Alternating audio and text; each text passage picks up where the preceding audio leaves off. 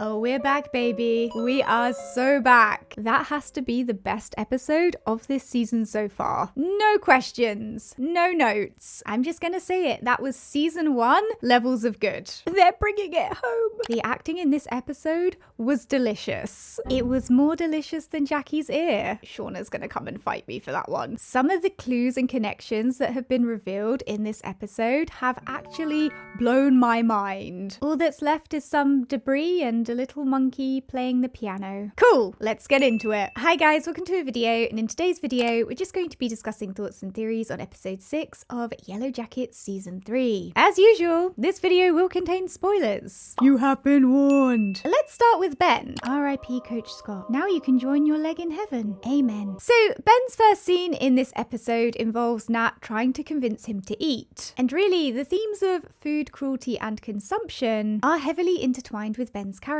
this episode. For example, he's being kept in with the livestock, which creates a strong visual parallel between him and the animals being kept for consumption. But he also literally says, "I'm sitting in here with the rest of the meat, just waiting to be carved up." The message couldn't be any clearer. Interestingly, we also get a montage of Nat repeatedly trying to feed Ben. And this visual repetitiveness of feeding circles back to the theme of foie gras and the ducks. The Ben has been strongly visually associated with this season. We've spoken about Ben's connection to the ducks many times in previous videos. The group then discover that Ben hasn't been eating his food, he's been stashing it away, and is on a hunger strike. And in response to this, Misty decides to force feed him, which again ties into the theme of foie gras and cruelty in consumption. And after Ben is killed, the group decide to eat him as though he is simply just livestock. And it's interesting that they seemingly no longer have any qualms about cannibalism, especially since they can no longer justify it being for survival purposes. And in some ways, I think Ben being eaten signifies their mental shift away from civilization and shows how deeply entrenched they are in this wilderness mindset. And you could connect this back to the imagery we saw in Akila's vision, where Ben was the bridge between the wilderness and civilization. So him now being gone could be a sign that they're never going to be able to quite return mentally from the wilderness. The episode is also titled Thanksgiving Canada, which also connects to birds being killed for consumption, and you get it. The themes are theming. The next point of interest with Ben is he begs Nat to end his life, which she ends up doing. She kills him out of kindness to end his suffering, which is significant because it relates back to the line Shauna says at the end of episode 5, where she tells Nat she doesn't have to act like such a saint in relation to Ben's suffering. And of course, Ben telling the girls to look him in the eyes before they kill him, which is a similar line to what Nat said to Shauna in season 2 when she was about to be killed, is also relevant to the fact that Nat was the one to kill Ben and look him in the eye while she did so. And she was looking alright. Oh, was she looking? As a result of Ben's death, Nat faces the wrath of the group, and this scene is incredibly intense and interesting because it's clear that the group is out for Nat's blood here. Shauna rejects the notion of a trial. It very much seems like she's ready to just hammer down on Nat. But just as that's about to happen, Lottie comes forward and announces that Shauna should be the new leader, which places Shauna in a position where she finds everybody suddenly looking to her. And as a result, she immediately adjusts her demeanor and announces that Nat will prepare Ben for consumption as punishment. That switch up was no joke. Now, I perceive this scene as Lottie saving Nat's life, and I think this is going to be relevant or significant later on in terms of their relationship.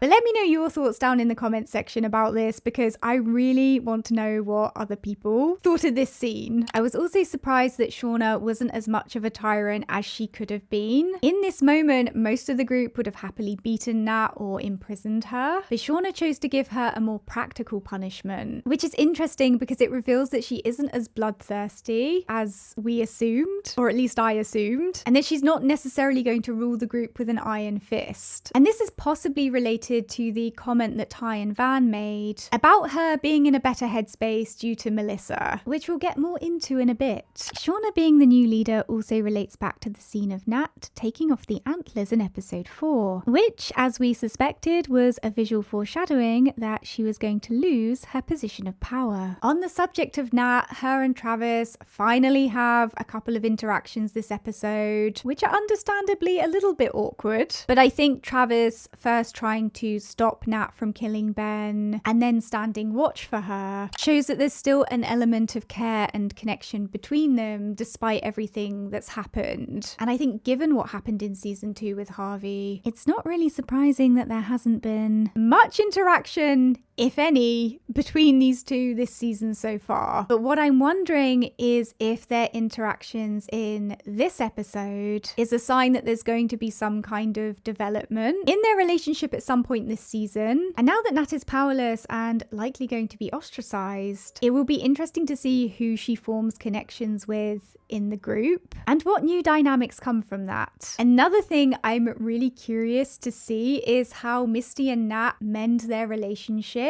between this point and the adult timeline, given how obsessed adult Misty was with Nat and given the fact that she's really grieving her. Moving on to Shauna, let's start with adult Shauna. The episode opens with Shauna thinking over everything that's going on with her, and we can hear the Juice Newton song The Queen of Hearts playing in relation to this, which of course was the same song playing on the lost phone Shauna found in the bathroom in episode 2. And of course when Shauna phones the restaurant to inquire about who picked up the lost phone, that scene cuts back and forth between that and teen Shauna's kiss with Melissa. And this is significant because we know in the teen timeline that the Queen of Hearts represents being picked to be sacrificed. And so I wonder if this song playing in this episode is another clue that gives weight to the theory that Melissa is Shauna's stalker, and if this is the case, the Queen of Hearts song being a clue that Shauna and Melissa's breakup had something to do with a ritual or a sacrifice that ended badly, hence the stalking in the adult timeline. It's also worth noting here that there have been 2 references to the film The Princess Bride involving Melissa. The first reference is in the season 2 finale and the second is in season 3 episode 3, where Misty is talking about a film with a double bluff and Melissa mentions The Princess Bride. And this could be a clue as to what Melissa's storyline will involve. For example, due to Melissa's romance with Shauna, it's possible that there are parallels between Melissa and the character of Wesley, a man who will do anything that Buttercup, the woman he loves, asks of him. And as we've seen already, Melissa does anything that Shauna asks of her for seemingly the same reasons. Interestingly, in The Princess Bride, Wesley fakes his own death, with Buttercup believing him to be dead, and so the references to this film could also be a clue that Melissa will fake her own death at some point. If this theory is correct, it would also tie into the comment Van makes where she says that the only people who could know about what was on the tape are either, and I quote, us or dead. And it would make sense that they're not considering Melissa as a suspect at this point if they're of the belief that she's dead. The other thing to note here is that if Melissa did indeed fake her own death, she'd presumably start a new life under a new identity, which ties back to Walter, who we also suspect is not who he says he is. So there's a possibility that Walter changed his name to help protect Melissa, who he is connected to in some way. The other thing is, in relation to The Princess Bride, I wonder if Melissa is going to come back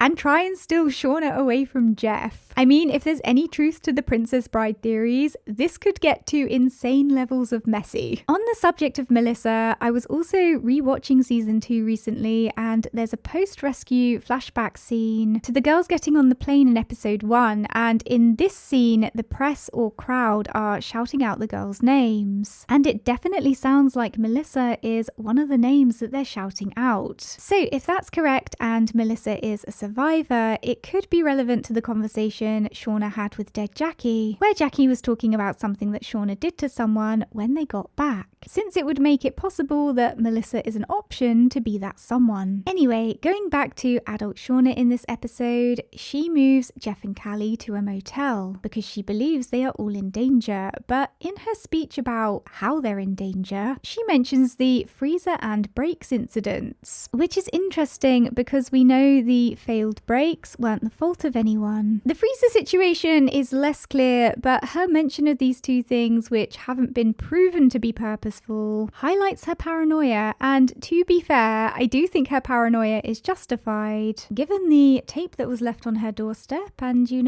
entire life history. But I was wondering if this concept of Shauna assuming that the brakes failing was the doing of someone, when it was proven that there was an innocent explanation, could relate to Lottie's death and the whole accidental notion of it. For example, Shauna thinks she's being targeted with murderous intent, and so therefore she's done something in relation to it which involves Lottie. However, it may turn out that all of this was a misunderstanding, or as we've discussed before, a case of mistaken identity, and these two concepts link back to the Hamlet and Shauna connection, with Hamlet's accidental killing of someone in relation to being wronged. Moving on to the mysterious tape. Shauna ends up contacting Van about this tape, and through Van we discover that the tape is a DAT tape. And so Shauna asks Van to bring her equipment so they can listen to it. And when they first play the tape, we, the audience, only hear what sounds like a female voice at first, and then afterwards some howling and primal sounds, which is suggestive that it's a recording of their time in the wilderness. Interestingly, Van mentions the only people who would still use DAT tapes would be weird garage bands or really intense birders. And it's likely she mentioned these two groups of people for a reason. As far as we know, currently in the teen timeline, none of the girls have any kind of recording equipment. However, in this episode, they are joined by outsiders, and it's a possibility that those outsiders could be birders. A birder, for those who don't know, is a person who either observes or identifies wild birds in their habitat, or is a catcher or hunter of birds, especially for market. So if these people are indeed birders, this may also tie into the duck, aka birds, and consumption theme of this season too. On the subject of the outsiders, in my opinion, it's pretty much a given that their days are numbered since they've already seen too much. I have read some theories that the female outsider could be the pit girl, but I think it's too early to make a call. At this point, pit girl could be the cereal box in my kitchen wearing a wig. But if anybody has any other theories about the tapes and the outsiders, please let me know in the comments. I'm curious to know what people think. Another point of interest with adult Shauna is the mention and visuals of a boat we see on the television at the motel. This is obviously a nod to Walter, since we know he has a connection to boats. And alongside this, the lady on the television says, "They say the best 2 days of your life are when you buy a boat and sell a boat. But they never account for that third day when your friendly neighborhood repo girl simply takes it away." And as she says this last part, the shot cuts to Shauna. But tinfoil hat time, this could be a clue that Shauna steals Walter's boat at some point. And the fact that the word divorcee is written on the side of the vehicle of the woman taking the boat away could indicate that Shauna and Jeff are going to split up this season. We already know from Walter obtaining Shauna's hair follicle that their storylines are very likely about to be intertwined, so it wouldn't surprise me if things really do get this crazy. Shauna and Callie are another point of interest in this episode. Shauna realizes that Callie has been trying to spy on her, and she goes back to confront Callie over this. Now, this scene is interesting because it highlights how fractured their relationship is, and how Shauna is not capable of letting her walls down 100% with anyone, not even her own daughter, which explains a lot about her behavior and capacity for selfishness. Callie, on the other hand, is desperate to be close with her mother and involved with what's going on. And we're shown that she still has a copy of the deleted recording from the phone she placed in Shauna's bag. So I imagine Callie will be significantly involved in Shauna's storyline this season. I can very much see her acting out and doing insane shit, especially with the motivation of receiving her mother's attention and affection. I also think this portrayal of how incapable Shauna is of letting people be close to her will also relate back to Melissa, and will explain how, if the theories are correct, Shauna was capable of doing something terrible to somebody she loved or who loved her. I think Shauna telling Callie to leave leave before she does something she'll regret, highlight Shauna's commitment to self-preservation at all costs even further. I absolutely think Shauna is capable of harming Callie in order to save herself. If she is pushed to that point, she is a deeply traumatized woman who has a lot of issues around the notion of being second place, and therefore it's not surprising that she is willing to put herself above anybody and everything else, no matter the bond. We also see Jeff and Callie playing a card game, which is significant knowing what card games represent in this show. So this scene seemed foreboding to me that Callie and Jeff will somehow end up entangled in something related to the sacrifice ritual, especially now that Callie has the recording of the wilderness happenings from the tape for inspiration. And the fact that Callie wins this game and Jeff loses could possibly indicate that Jeff is going to die this season, possibly at the hands of Callie, which would tie back to teen Shauna telling Jeff that if he gets her pregnant, she will raise the baby out of spite and train it to be a killing machine that eventually hunts him down in season 1. Another thing which supports the theory that Callie is going to go off the rails this season is the comment that Misty makes about Callie being the apple to Shauna's tree, and how she's quite the schemer in episode 3. This could be a clue that Callie is about to become as cutthroat as her mother, but let me know your own interpretations and theories about this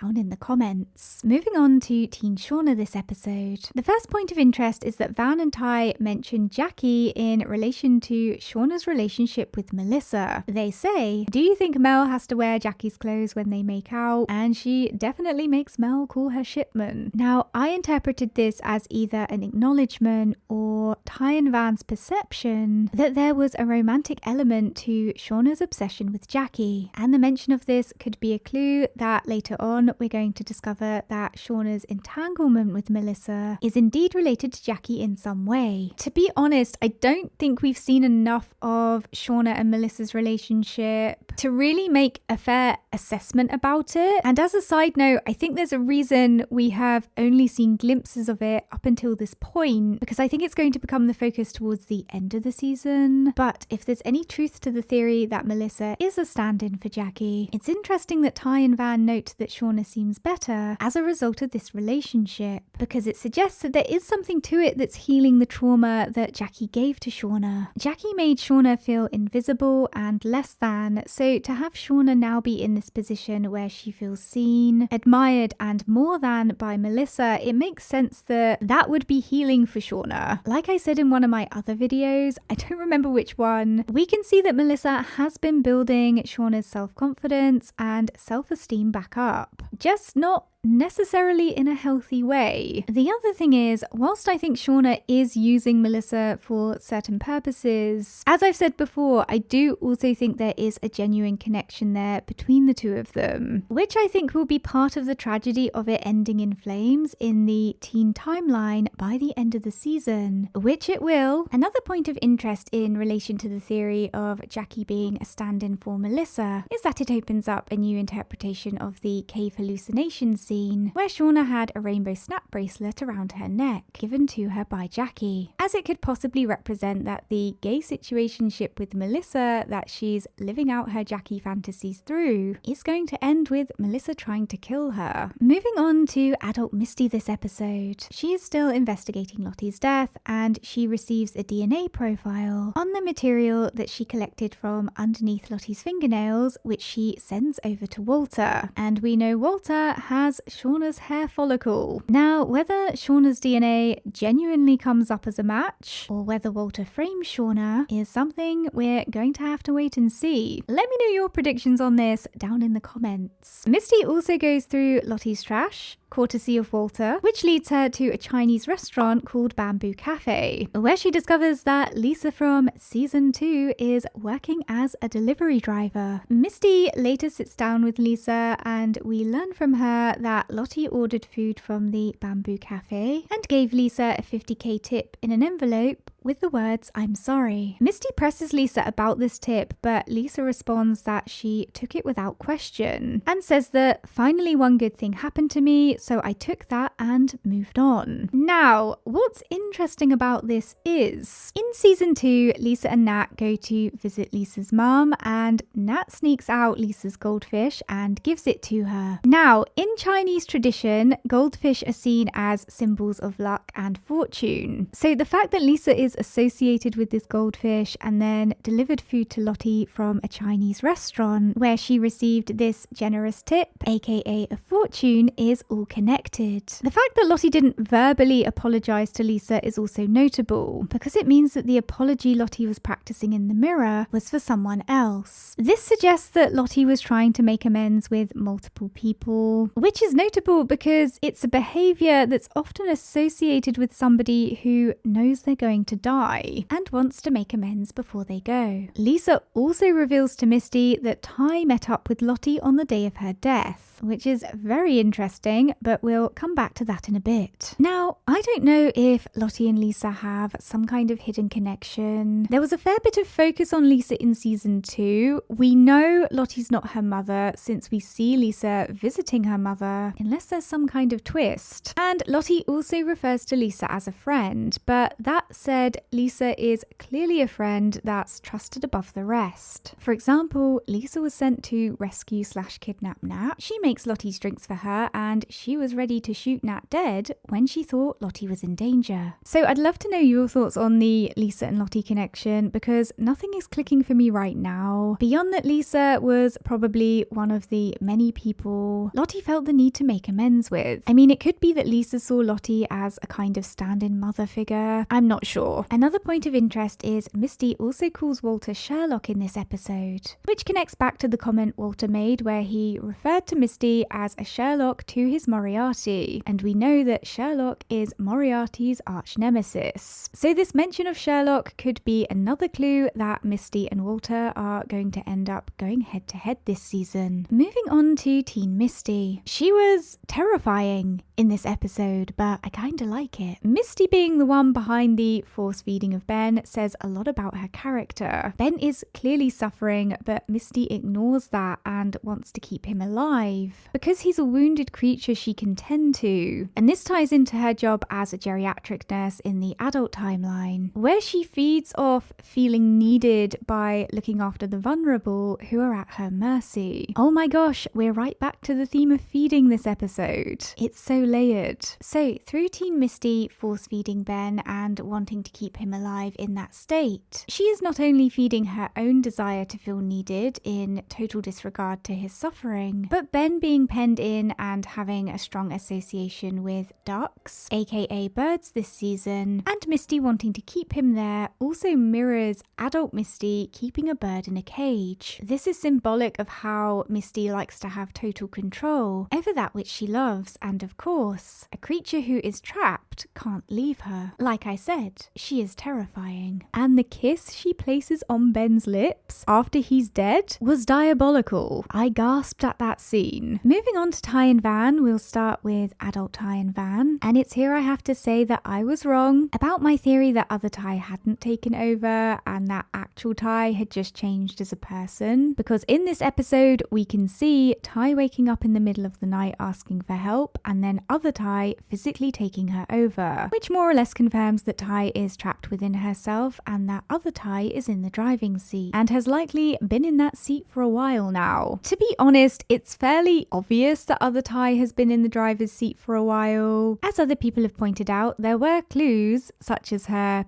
eating meat again. And actually it's interesting that we can see Tai's desire for meat has increased with the room service order in this episode. So much so that Van makes a comment asking if she somehow knocked her up, which implies that Tai is eating for two. And of course, this is a clue that Tai currently has two people inside of her. But I have so many questions about the concept of Other Tai. For example, is there really an Other Tai, or is that just an expression of Tai's primal self? What's the connection between Other Tai and what happened in Tai's childhood? There's still a lot of unknowns, which is why I wasn't completely sold on Tai's regression as a character being solely to do with this other persona, if that makes sense. But I can also admit that I was just wrong, and that we have in fact been watching Other Tai throughout this season. Now that we know Other Tai has taken over and has been in the driving seat, this changes the context of a lot of Tai's previous scenes. And since we know that Other Tai is capable of committing atrocities, this adds weight to the theory that she may have killed Lottie, especially since Lisa mentions that Tai saw Lottie the day she died, and Tai chose to keep that information to herself. Alongside this, episode 5, where Lottie's death is being announced to the group and investigated, is titled, "Did Tai Do That?" This could just be the writers making a joke, but it could also equally be a clue. It could even be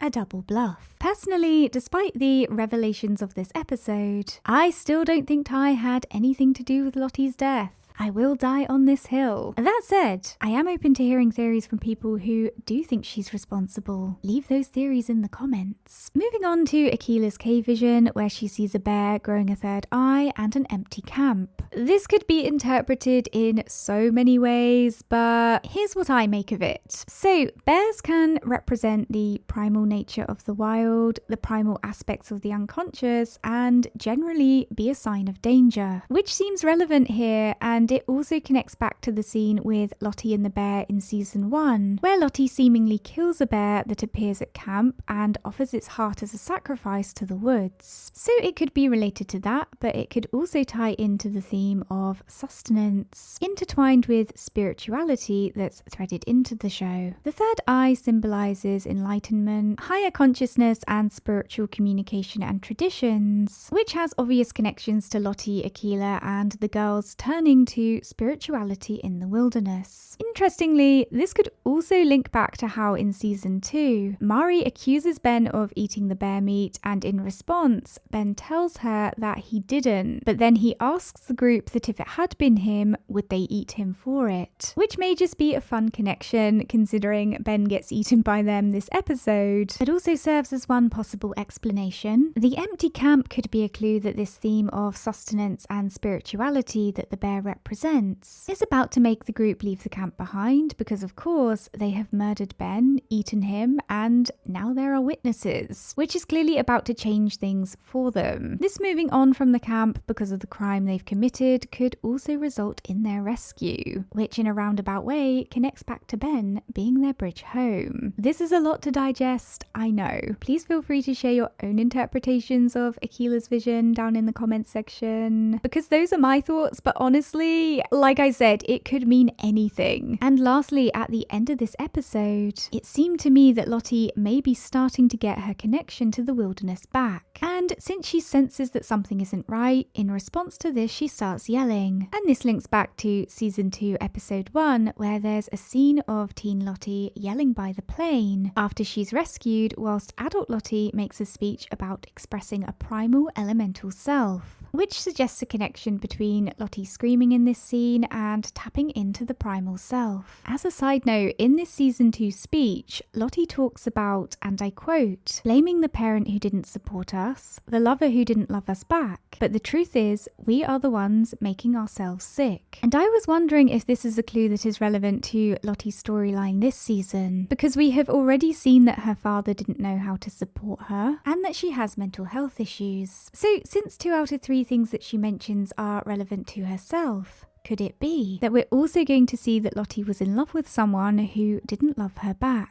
And if so, could this have been Travis, or could it have been Nat? Let me know your thoughts on this down in the comments. Back to the current episode discussion. I think there are multiple ways to interpret the rest of the teen group joining in with the singing/screaming. There's an obvious primal, animalistic expression side to it, but it could also represent the outlet of frustration and female female rage. Especially since we see that Travis does not join in with it. But once again, let me know your thoughts. Overall, I love this episode, and in my opinion, this was the best episode of this season so far. It was. You have no idea how excited I am to see the rest of these episodes. My ovaries are shaking in anticipation. Okay. I mean, I'm trying to keep my expectations in check, but I just have this feeling that the rest of the episodes are going to be an off-the-wall kind of good, and I am seated. In fact, I'm not moving from this seat until episode 7 drops. Okay, guys, thanks for watching. Let me know your thoughts and theories on episode 6 down in the comments section below. Don't forget to subscribe for instant disappointment, and I'll see you guys soon. Bye.